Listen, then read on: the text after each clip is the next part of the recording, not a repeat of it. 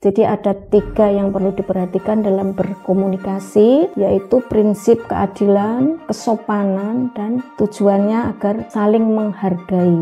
Ketika kita menghubungi seseorang ya, terutama melalui media sosial, entah itu telepon, entah itu WhatsApp, itu jangan lupa diperhatikan waktu. Kapan kita bisa menghubungi seseorang, terutama dosen. Sebagai dosen juga hendaknya memperhatikan ya, kalau ada WA ya, WhatsApp ya, tolong dihargai juga. Mahasiswa itu kan juga butuh diperhatikan ya. Misalkan kita sesibuk apapun ya, maaf nanti ya, saya balas nanti, misalnya saya sedang OTW gitu kan, sudah lega ya. Kita ya orang Indonesia ini kan ada pepatah, ajining diri ana ing lati, ajining sarira ana ing busana. Ajining diri itu harga diri orang itu antara lain dari ucapan gitu, itu tulisan maupun lisan. Kita juga punya pedoman, kalau tidak bisa bicara baik, lebih baik diam ya.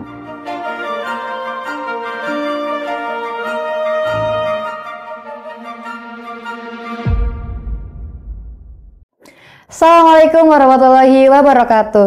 Halo Sobat Dakwah, kembali lagi di podcast Rumi, ruang untuk mencari inspirasi. Bersama saya Nasabila Rahmatika yang akan memandu jalannya perbincangan kali ini dengan penuh kehangatan, keseruan, dan juga penuh manfaat.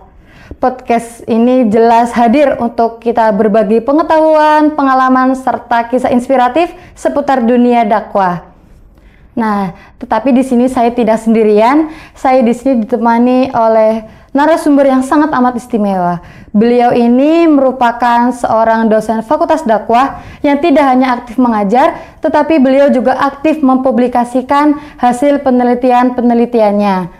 Nah, beliau yaitu Ibu Dr. Anda Amiratun Solihah MSI. Nah, di tema podcast kali ini yaitu etika komunikasi segenap sivitas akademik, khususnya mahasiswa dengan dosen, untuk mewujudkan iklim komunikasi yang efektif, efisien, dan harmonis. Nah, langsung saja Ibu boleh memperkenalkan dirinya kepada Sobat Dakwah semua. Alhamdulillahirrahmanirrahim, wassalatu wassalamu ala asrofil anbiya'i wal mursalin wa ala alihi wa ashabihi ajma'in. Rabbi shrah li sadri wa yassir li amri wahlul 'uqdatam min lisani yafqahu qawli. Amma ba'du. Sobat dakwah dimanapun berada, selamat pagi. Alhamdulillah, kita panjatkan puji syukur kepada Allah Subhanahu wa taala karena pada pagi hari ini meskipun di luar hujan rintik-rintik, tapi di dalam semangat kita tetap menyala nggih, sesuai dengan harapan kita bersama dengan tema yang kita bicarakan hari ini, yaitu tentang etika berkomunikasi antara dosen dengan mahasiswa, terutama mahasiswa dengan dosen ya, agar terjadi hubungan yang harmonis, efektif, dan efisien. Nah, Ibu ini kabarnya gimana hari ini, Bu? Alhamdulillah baik, Mbak Rumi. Semoga teman-teman juga semuanya ya, Sobat Dakwah dimanapun berada, semoga senantiasa dalam lindungan Allah, sehat walafiat. Amin ya rabbal alamin. Meskipun liburan, tetapi jangan lupa identitasnya sebagai mahasiswa tetap harus diingat, dimanapun berada, kapanpun kita harus tetap mendudukkan diri sebagai mahasiswa yang selalu berusaha untuk belajar. Belajar bukan hanya di kampus, tapi lebih dari apa yang ada di sekitar kita.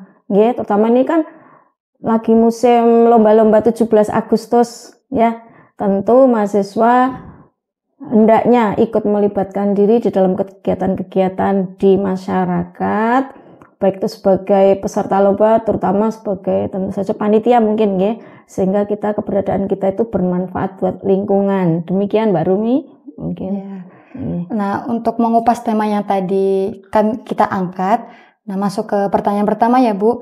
Menurut Ibu, pengertian atau definisi terkait etika komunikasi sendiri itu seperti apa dan mengapa penting sih harus kita terapkan di kehidupan kampus sehari-hari? Baik Mbak Rumi, kalau kita bicara tentang etika komunikasi, dimulai dari pengertiannya dulu adalah suatu aturan dan prinsip dalam kita berinteraksi sosial dengan orang lain agar tercapai situasi yang adil, sopan dan berharga Jadi ada 3 yang perlu diperhatikan dalam berkomunikasi, yaitu prinsip keadilan, kesopanan, dan tujuannya agar saling menghargai. Mungkin 3 itu ya Mbak. Nah di sini yang penting sekali diperhatikan khususnya di dunia akademik ya, utamanya hubungan dosen dengan mahasiswa yang lebih banyak bersinggungan ya, baik itu di kelas, di dalam kegiatan luar kelas seperti bimbingan akademik, dosen pembimbing lapangan, KKN, ataupun kegiatan yang lain. Yang ini biasanya saat ini kan komunikasi itu tidak hanya secara verbal langsung ya, kadang-kadang bisa juga menggunakan media sosial yang sekarang ini sering digunakan gitu. Baik mungkin ada Instagram, tapi yang lebih sering ada HP ya, WhatsApp, yang itu amat sangat membantu komunikasi antara dosen dengan mahasiswa sehingga berjalan secara efektif, efisien ya. Jadi tidak perlu berkunjung ke kampus, tidak perlu menemui dosen tersebut yang mana waktu itu mungkin kendala waktu, tenaga, ya, jarak itu bisa dimudahkan, dibantu dengan adanya sarana komunikasi gitu berupa media sosial tersebut. Kira itu. Tapi jangan lupa bahwa di dalam komunikasi tetap harus dikedepankan etika ya. Etikanya harus tetap dijaga agar orang itu kalau berkomunikasi itu kan antara komunikator dengan komunikan itu kan akan lebih efektif atau berhasil guna apabila sudah ada kontak terlebih dahulu. Dalam hal ini mungkin dosen pembimbing atau PA atau dosen kelas sehingga ketika berkomunikasi pun tetap berjalan lancar ya, dan di mana apa yang ingin disampaikan oleh mahasiswa khususnya ya kepada dosen itu tersampaikan dengan baik. Tujuan komunikasi itu sendiri jangan dilupakan ya kan, pasti untuk mencapai sebuah tujuan yang sama agar kedua belah pihak itu memahami apa yang ingin disampaikan oleh mahasiswa tersebut sehingga terjalin komunikasi yang efektif, efisien tadi. Dan jangan lupa keharmonisan hubungan antara dosen dengan mahasiswa tetap terjaga dalam segala situasi. Iya. Nah, tadi sudah disampaikan ya pengertian etika komunikasi sendiri, lalu dipaparkan beberapa tujuannya serta 3 prinsipnya. Nah, lalu selanjutnya, menurut Ibu, penerapan etika komunikasi yang baik itu seperti apa yang biasa dilakukan nih sama antara dosen dengan mahasiswa, mahasiswa dengan dosen seperti itu? Baik, gini Mbak Rumi ya, ada beberapa pedoman yang hendaknya kita perhatikan khususnya mahasiswa ini ya, karena yang lebih banyak menghubungi dosen itu mahasiswa ya. Kalau dosen mah ya kita tugas setiap hari seperti itu ya, kita punya sebuah jadwal rutin, tetapi kadang-kadang kan harus membagi selain di kelas lebih banyak di luar interaksi dengan mahasiswa, tapi harus ada sebuah hal yang harus diperhatikan ya dalam berkomunikasi, di mana pedoman etika komunikasi tersebut antara mahasiswa dengan dosen antara lain ada 8 yang perlu diperhatikan ya. Yang nomor 1 masalah waktu. Yang kedua penggunaan bahasa. Yang ketiga salam ya. Kemudian keempat pakai kata-kata yang sopan, yang santun. Kemudian perkenalkan diri, jangan lupa ketika komunikasi harus perkenalan dulu. Kemudian to the point, ya apa maksudnya, tujuannya berkomunikasi itu menyampaikan pesan apa, terus jelas. Yang ketujuh berperilaku baik, walaupun tulisan ya, ketika menyampaikan tulisan hendaknya yang sopan baik.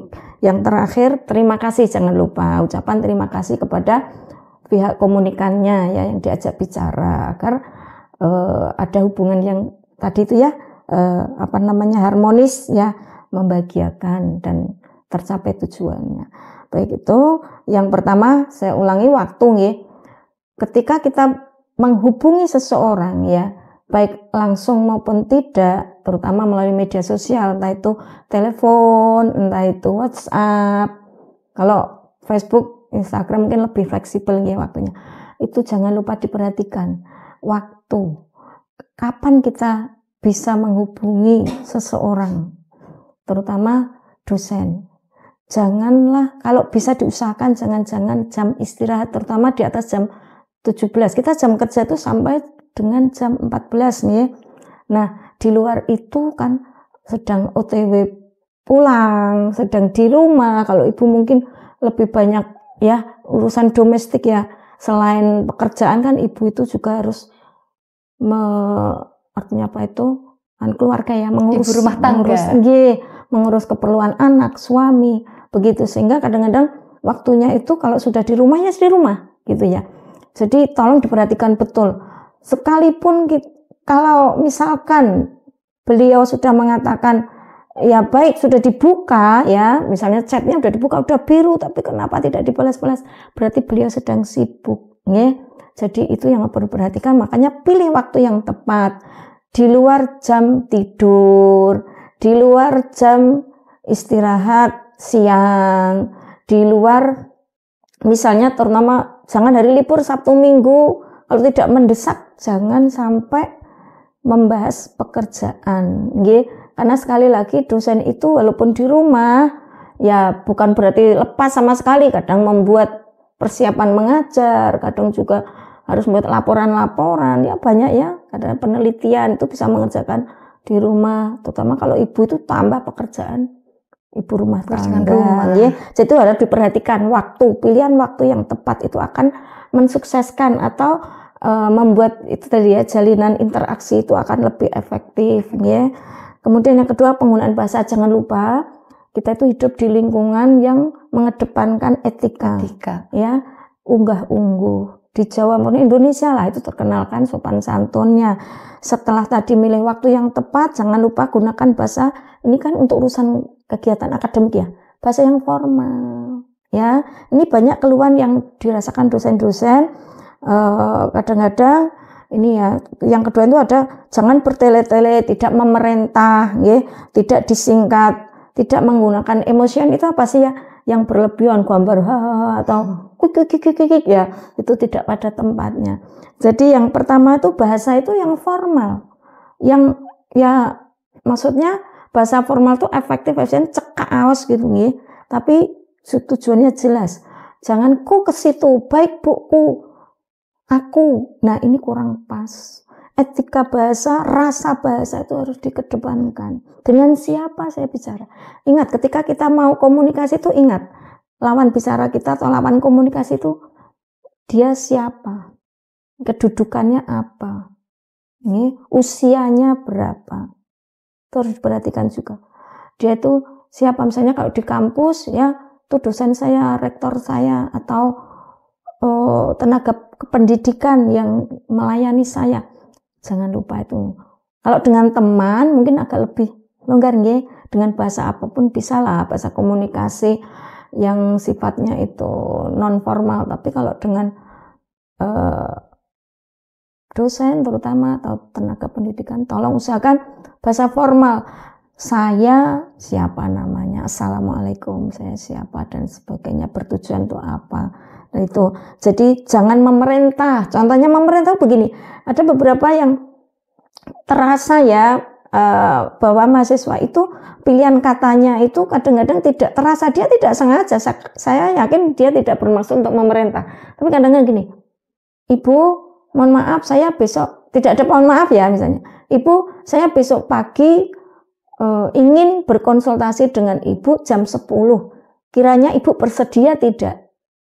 Loh, itu ya kata-kata itu harus dipahami bahwa itu efeknya ke dosen justru seperti diperintah. Loh, dosen itu yang punya jadwal, yang memberikan waktu ke mahasiswa itu dosen, bukan mahasiswa yang mengatur waktunya. Kalau jam 10 kira-kira ibu ada tidak? Lagi malahan. Kalau misalnya Senin bagaimana Bu? Maaf Bu, karena saya sedang di lokasi PPL, jadi saya tidak bisa. Jadi itu suatu problem ya, yang selama ini dikeluhkan teman-teman. Dosen itu seperti itu. Kadang-kadang mahasiswa itu hal sepele ya, tapi itu cobalah sebelum dikirim itu dibaca dulu. Enak enggak sih kira-kira kalau seperti itu? Ya memang di sini karena faktor usia, kedudukan ya. Siapa sih yang WA, siapa sih yang di WA, misalnya gitu nggih. Jadi harus, kalau apalagi kalau misalkan urusan dinas ya, urusan penting ya, mengurus nilai, mengurus apalah KRS dan sebagainya, itu harus ya formal gitu. Jadi mau bimbingan, ini yang sering terjadi itu bimbingan skripsi. Jadi bagaimana kata-kata itu jangan seolah-olah memerintah dosen, mengatur gitu ya. Itu yang kalau saya Mbak, bimbingan pertama itu biasanya yang saya koreksi itu di situ. Tapi alhamdulillah akhir-akhir ini ke saya khususnya sudah alhamdulillah sudah lumayan lah, sudah baik-baik. Dulu awal-awalnya ya begitu. Baik buku ke situ. Saya sudah di ruangan Mas, misalkan silakan kalau mau konsultasi. Misalnya udah janjian ya. Baik buku ke situ, itu pakai Q. Itu betul-betul kejadian, tapi sudah sarjana dia. Pakai Q kan nggak bisa itu pahami dengan baik. Q ke situ. Nah, ini dengan siapa? Saya bukan teman kosnya loh, ya. Bukan teman sejawatnya. Jadi ini harus diperhatikan. Jadi penggunaan kata-kata, emosi ya, tanda-tanda ya sekarang itu namanya apa Mbak? Yang orang senyum, orang aneh gitu ya. Yang pas, jangan terlalu banyak ya jangan ya. Itu pun sekali lagi kalau urusan formal ya tolong yang penting-penting saja. Tanda pentung, besok saya mau konsultasi jam 10. Kiranya ibu bersedia tidak? Pentung lah, itu juga tidak sopan ya.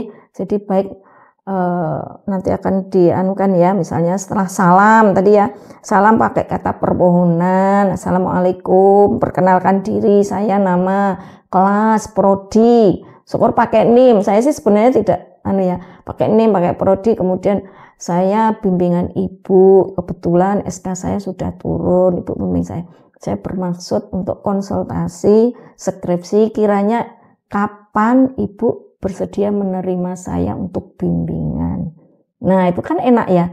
Memang ya harus dipahami bahwa posisi mahasiswa itu non sewu ya, kondisinya kan anak di sini ya, lebih usianya lebih muda dan kedudukannya di sini ya, di kampus itu beda. Kalau di kampung mungkin beda lagi, ini dosennya ini adalah tetangga saya anaknya lurah lah, beda lagi ya. Tapi kalau di kampus kan harus diterapkan, apalagi kalau di pesantren dengan kiainya seperti apa. Nah ini kemudian baru nanti dosennya, sebagai dosen juga harus hendaknya memperhatikan ya, kalau ada WA ya, WhatsApp ada ya, tolong dihargai juga. Mahasiswa itu kan juga butuh diperhatikan ya. Misalkan kita sesibuk apapun ya, maaf nanti ya, saya balas nanti, misalnya saya sedang OTW gitu kan sudah lega ya. Kadang-kadang tidak ada balasan sampai malam karena masalah waktu tadi, mungkin mahasiswa tersebut tidak mengindahkan. WA jam 9 malam, WA hari Sabtu Minggu, ada loh yang tidak mau membalas sampai nunggu Senin baru dibalas karena merasa itu bukan waktu pas untuk membahas pekerjaan. Tapi kalau memang punya waktu ya saya kira tidak ada jeleknya ya, dosen juga menjawab, membalas. Ya, yang penting bahwa mahasiswa itu paham. Misalkan sedang sibuk ya katakan sedang sibuk. Ya, kayak tadi saya barusan ya, maaf saya sedang rekaman seperti itu. Walaupun masih ada lagi chat lain, ya nanti dilanjutkan. Ya. Nah, itu kedua belah pihak itu akan terjadi hubungan yang harmonis gitu, merasa dihargai. Dan yang sopan santun itu harus tetap dikedepankan karena lingkungan kita ini adalah akademik.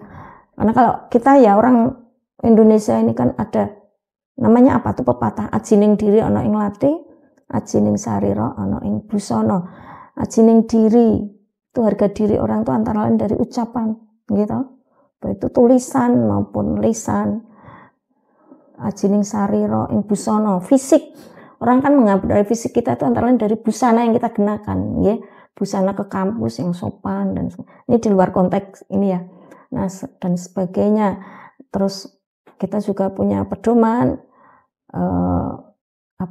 kalau tidak bisa bicara baik lebih baik diam ya. Ya ayyuhalladzina amanu falyaqul khairan aw liyasmut. Mangkana yu'minu billahi wal yaumil akhir falyaqul khairan aw liyasmut. Nggih. Nah itu lebih baik berkata yang baik atau diam, gitu.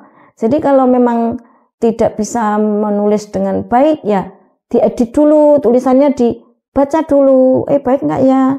Ke orang itu enak nggak ya? Sampai aja kalau dengan teman ya, biasanya misalnya marah, tulisannya kan tidak beraturan gitu, bisa menyinggung perasaan, tapi ketika mengendap, nanti besok lah, tak kirim besok, beda lagi. Ya, jadi itu yang perlu kita pahami kedua belah pihak. Bukan hanya mahasiswa saja, tapi dosen juga harus memahami bagaimana karakter mahasiswa usianya di zaman milenial, ya. Jadi generasi Z ini, Gen Z, ini memang etika, sopan santun, ya, itu budi pekerti itu memang menjadi tanggung jawab bersama untuk mengelola, untuk membina, membimbing. Bukan hanya dosen, tapi kan pendidikan itu ada 3 ya. Informal itu keluarga, formal kampus, sekolahan, kurikulumnya ya. Non formal itu masyarakat, di mana kita bergaul, di lembaga sosial mana, di pondok mana, ya kan? Sering mengadakan kegiatan di luar kampus apa yang sifatnya organisatoris, itu non formal, pengajian, ya. Jadi orang tua di sini informal, orang tua itu guru pertama. Bagaimana cara mengembangkan tumbuh kembang anak itu selalu didampingi dalam bertutur kata, sopan santun, walaupun itu dalam menulis, ya, chat, komunikasi lewat media sosial, orang tua saya kira juga bisa lah memantau, ya, anak saya itu sopan gak sih sama orang, seperti itu. Ya, nanti di kampus, dosen juga di kelas, jangan lupa juga, kalau memang merasa pernah diperlakukan mahasiswa kurang sopan, misalnya bisa disampaikan di kelas, tujuannya untuk semuanya, ya, agar ada perbaikan. Ya. Kemudian pilih lingkungan yang baik, non formal tadi. Lingkungan itu sangat mempengaruhi saya kira, ya. Di mana kita berada itu sangat dominan, 80% lingkungan. Keturunan itu hanya 20%, herediter. Dari lingkungan itu sangat dominan mempengaruhi sikap perilaku kita, termasuk di dalam melakukan, ya, interaksi sosial dengan orang lain, khususnya dengan dosen di kampus. Saya kira itu. Jadi jangan lupa tadi ya, setelah selesai kita komunikasi lewat tulisan ataupun telepon atau langsung, itu jangan lupa ditutup dengan ucapan terima kasih. Untuk menghargai, terima kasih atas perhatian Bapak Ibu, ya, atau bimbingan Bapak dan sebagainya.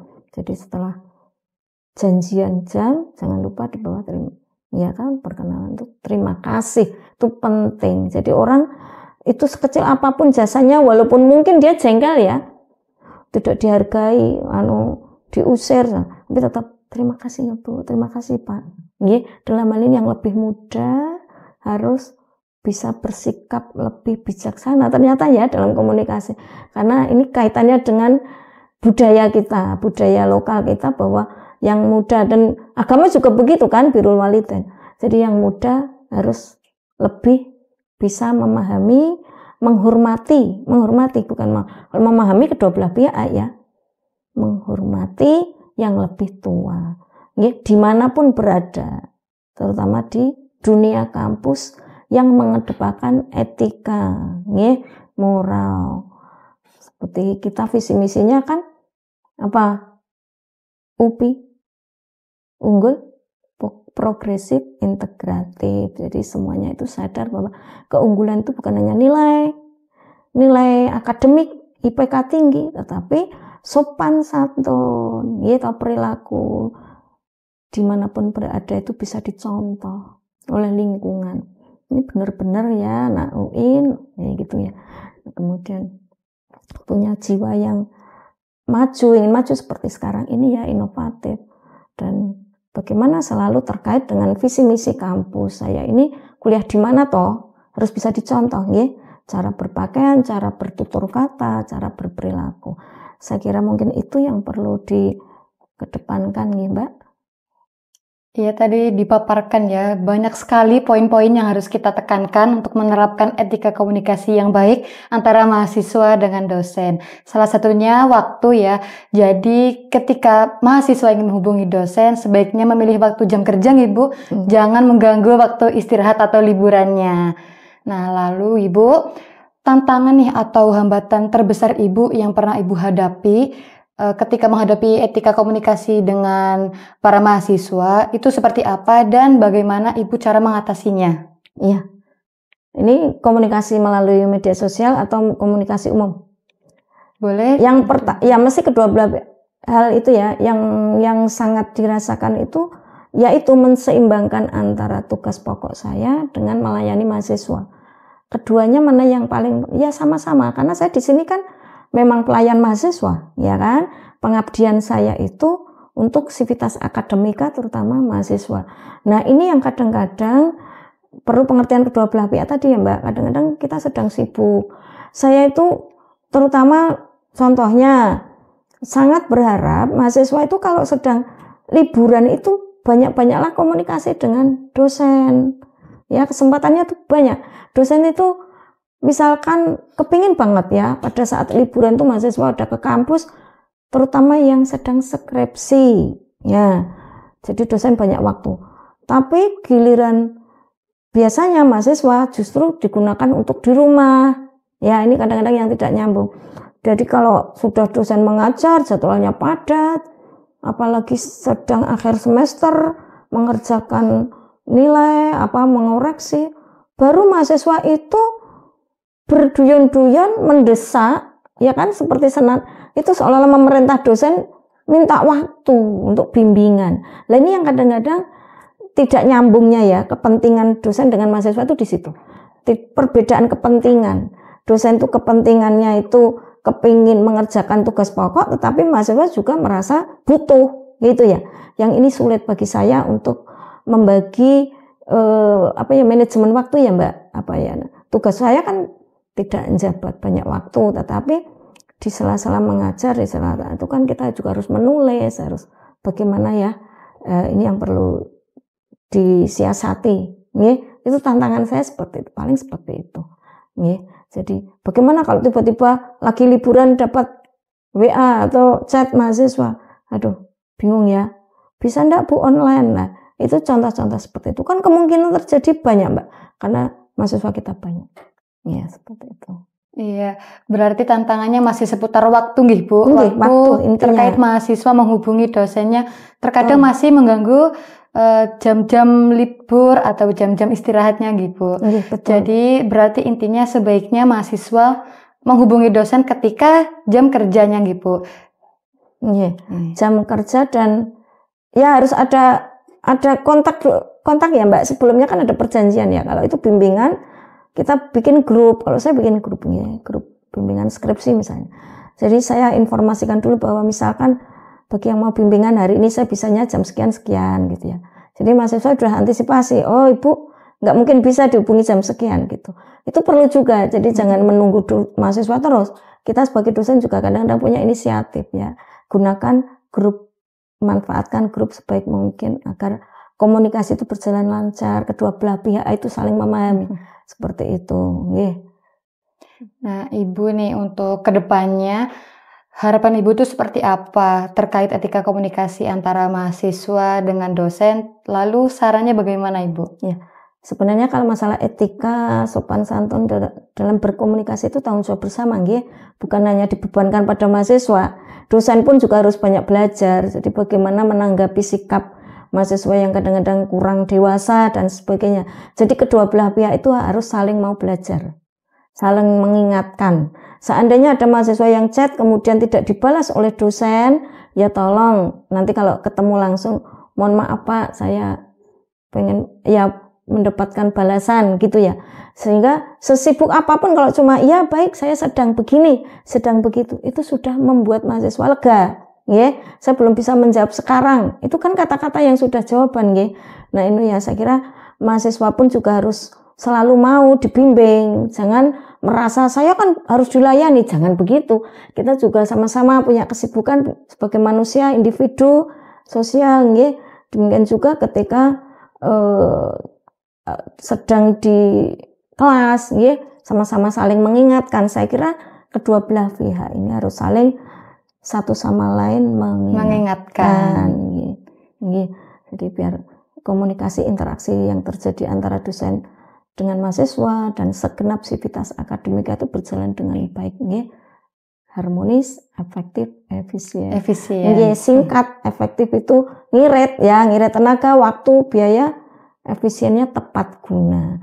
Efisien saja tidak bisa, hanya ngirit saja seperti tadi minta tolong ya Bu, misalnya ya. Saya sedang PPL, tolong saya ditanyakan nilainya bagian akademik. Saya kan dosen PA misalnya. Ya itu juga hanya efisien saja tapi tidak efektif, tidak tepat guna. Saya kan orang tua yang tidak bisa dong misalnya wewenang saya walaupun baik tapi saya sih niatnya juga pasti ya kalau dosen itu ingin memperlancar. Tidak ada dosen yang punya keinginan menghambat, menyulitkan mahasiswa. Saya kira tidak ada. Ya, semua dosen itu inginnya bagaimana mahasiswa di bawah bimbingannya terutama itu lancar, studinya lulus tepat waktu. Dan baik ya, baik dan benar caranya itu. Jadi komunikasi itu harus baik benar itu artinya bahwa tidak hanya tadi itu ya Mbak ya singkat, tidak hanya efisien waktu tapi juga harus benar melihat waktu tadi ya, terutama saya kira itu paling harus diperhatikan kondisi situasi di mana yang tepat kita mengadakan komunikasi itu yang harus diperhatikan, terutama adalah selain bahasa sopan santun, beretika menulis kata juga waktu Nah, itu. Berarti yang harus dikedepankan sekali bagi para mahasiswa itu waktu dan sopan santun gitu ya Bu, pemilihan katanya untuk menghubungi dosen. Jangan malah menghubungi dosen menggunakan bahasa yang seperti kita pakai untuk teman sendiri ya Bu. Betul, bedakan. Jadi prinsipnya ketika komunikasi itu harus harus melihat, mempertimbangkan kita kan misalnya komunikator dengan komunikan. Siapa komunikan itu? Usianya, pangkat kedudukannya, ya kan? Sedang berada di mana? Begitu nggih. Jadi terutama itu ya kedudukan, ya. Jadi dia siapa, usianya berapa. Kalau dengan sesama teman beda lagi, mungkin bahasanya ya dalam pemilihan bahasa. Nggih. Ya harus dipilih ya teman-teman kata-katanya yang baik untuk menghubungi dosen begitu. Nah, alhamdulillahirabbil alamin, ini sudah di penghubung perbincangan ya antara saya Nasabila dengan Ibu Amiratun sebagai narasumber kita di podcast kali ini. Semoga apa yang telah disampaikan oleh Ibu bisa bermanfaat bagi teman-teman Rumi semuanya, para sobat dakwah. Ya, terima kasih saya ucapkan kepada Ibu Amiratun yang sudah berbagi ilmunya, berbagi pengalamannya juga ya. Terima kasih. Semoga kita bisa berjumpa lagi di episode selanjutnya. Saya Nasabila Rahmatika. Terima kasih. Wassalamualaikum warahmatullahi wabarakatuh. Waalaikumsalam warahmatullahi wabarakatuh. Terima kasih Mbak Sabila. Ibu.